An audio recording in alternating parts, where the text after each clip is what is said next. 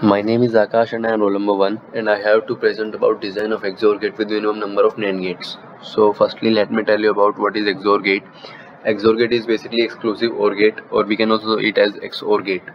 So what happens in XOR gate is that let me firstly tell you about the logical symbol of this. After that I will explain the definition. So we have this logical symbol of XOR gate in which we have two inputs X and Y and one output as Z. So seeing the truth table of XOR gate, whenever we input a high value in the second and third case, like whenever we input one high value in the input, then we are getting the high output. Otherwise in the first and fourth case, where one have all the zero values and one have all the high values, they are not getting the high inputs. So the main condition for the implementation of XOR gate is that one of the input must be high, only one, not the both of them. So only one of them must be high to get an high input. So we are implementing XOR gate using the minimum number of NAND gates. So the minimum number of NAND gates which we are using is number 4, because we can also use 5, but the minimum number will be 4. And let's move to the NAND gate. So what happens in NAND gate is that all the inputs are high if and only if all the inputs are low. So there will be only one case. Let's move to that. So this is the symbol and truth table of NAND gates. We have inputs A and B and output as Y. So, and this circle you can see is because of the NOT gate, which is a form of NOT and AND gate. Now checking the truth table of NAND gate, we have first input as 0 0 and we are getting the output as 1. So both the inputs are low and getting high output. So the main case was that both the case must be high to get a low input. So this is the case number 4. Like output is low when all the inputs are high. That's the main case which we have to remember always. And the logical equation will be y is equal to a into b and the component of that whole. Now moving to the XOR gate using NAND gate.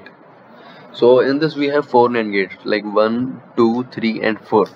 First of all we have the symbol of XOR gate, which have two inputs A and B, and the output as Z is equal to A XOR B. This symbol you can see in the sky circle is the symbol of XOR. Now moving to the NAND gates. First of all we have our very first NAND gate and it have two inputs A and B. Then it is giving an output component of A into B.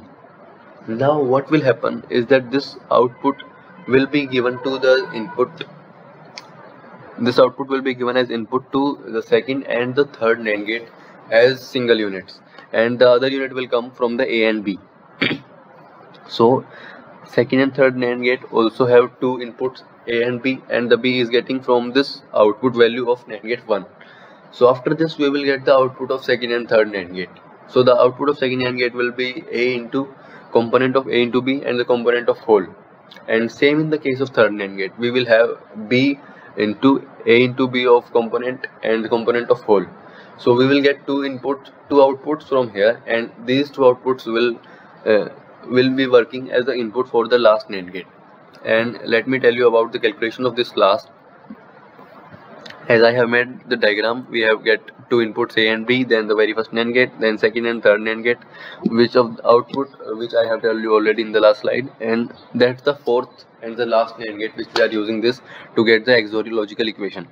So in this last, what we will get is dot product of both these and the component of whole.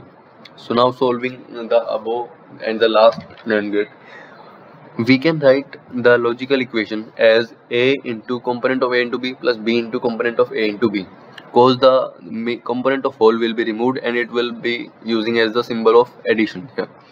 Now after the removing the whole component of whole, we have used it as addition, and now we are using it again in the next value. So we will be writing it as A into A component plus B component plus B into A component plus B component. So basically it will become a formula, and we can write this as A plus B plus my component of A plus component of B, and which represents XOR equation. Like we have y is equal to A XOR B, and A XOR B can be written as A XOR B plus B XOR A. Sorry, A component B plus B component A. So basically this is the calculation, and I think presented all the formats of this XOR gate using and all these things. Thanks.